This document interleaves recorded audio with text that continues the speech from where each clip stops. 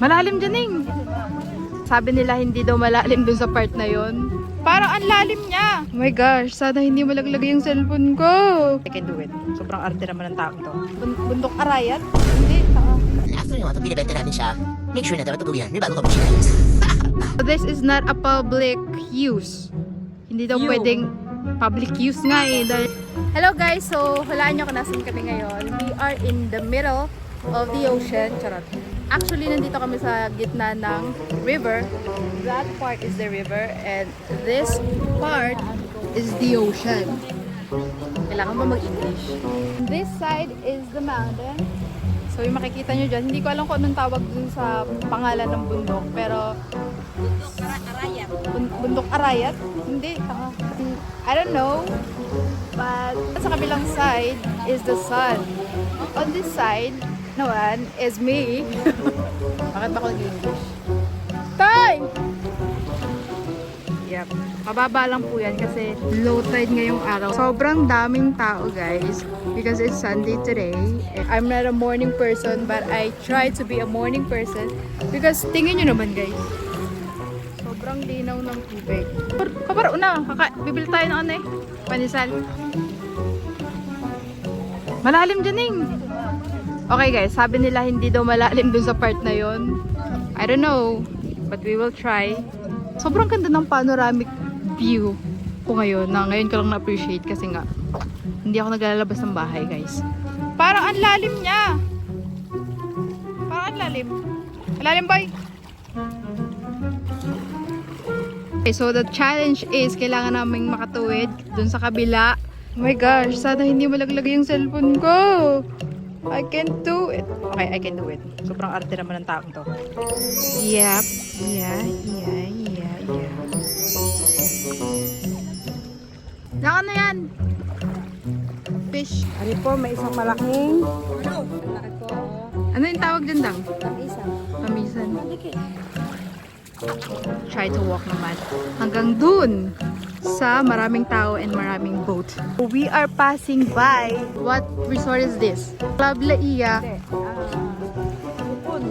Cocoons. Part siya ng Club Laia. And madalas kumakain kami dyan, ganyan. So makikita nyo yung building na yan guys, ginagawa pa dyan. Dyan nagtatrabaho yung kapatid ko. And ang tawag dyan is the Spinnakers. Probably matatapos daw siya after 2 years pa. So yung mga nakikita nyong bus dyan, direntahan yan. Pwede kayong matulog dyan. Camping bus. Camperist. I don't know what facility is that building, but I guess it's also a commercial building just like that one. Nung bata kami, first hometown namin ng Laia. So, nagpa-part-time kami. Ginagawa namin part-time ang paglalako o delako or pagtinda ng banana Q. So, this is our homemade banana Q and yaw Q. And then, after nyo, ito binibenta namin siya. Make sure na dapat tuluyan. May bago kami chinelas. Bili kayo. So, Hindi po, sige po. Islander Havaianas. Under construction po siya. This is also part of Club Laia. Makikita nyo dito guys, meron siyang parang outdoor gym.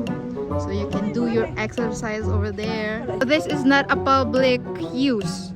Hindi daw pwedeng public use nga eh. Hindi kami pwedeng gumamit ng mga equipment nila kasi hindi naman kami homeowners. Yep.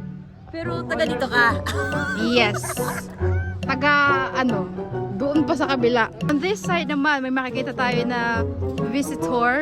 Actually guys, last year, binubuksan to every evening. Ganyan, tapos meron silang pailaw dito, kaso ngayon hindi. Feeling ko hindi siya mangyayari gawa ng ginagawang mga building over here, and it would be at risk for the people who are going by here. Tama bang grammar ko? As in, share with mga kawan. Ay, pwede na yan. I think I will end my vlog here na. Yep, kasi parang napapagod ako magsalita and hindi pa ako natutulog. And I don't know. I just feel like I have to end it here. Debí tirar más fotos de cuando te tuve. Debí darte más besos y abrazos las veces. Wala din. Nung nagtitinda tayo ng halo-halo sa Lucky 7, Ojalá que los míos nunca se muden. Y si public side. And this is for the public side too, but more aesthetic. And this side is the bathroom. Yes, kasi Sobrang palot dito pag dumaan.